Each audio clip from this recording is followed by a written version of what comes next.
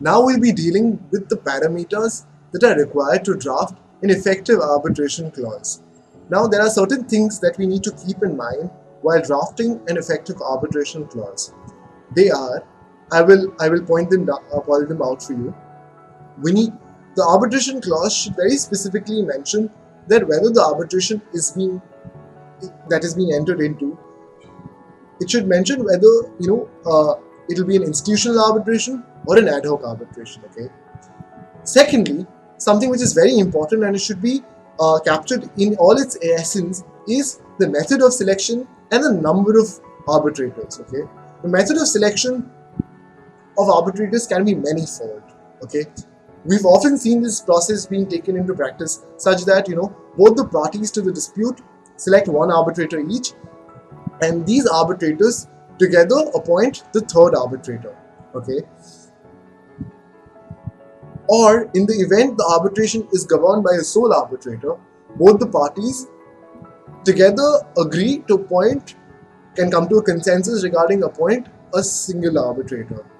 In the event it's an institutional arbitration, we've also seen that the parties submitting to the institution to appoint the third arbitrator after they have both appointed each of their arbitrators, or the sole arbitrator is being appointed by the discretion of the institution itself. Okay. Moving on, we need to mention clearly the rules of the arbitration. Okay. Now there are certain arbitration institutes which facilitate domestic arbitrations in India. That being with the recent advent of MCI, of course, MCI rules of arbitration.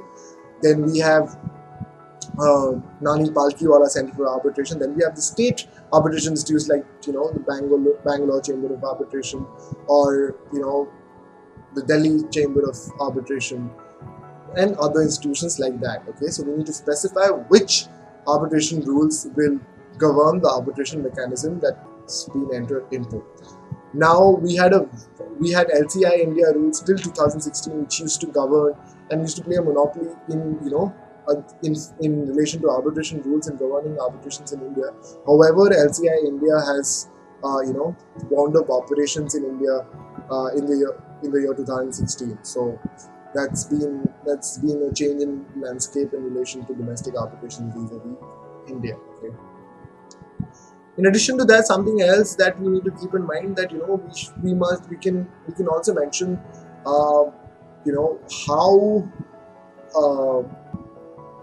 or what language is to be followed during an arbitration process. Okay, because it gives you a clarity as to that that no local language can be followed during the arbitration process.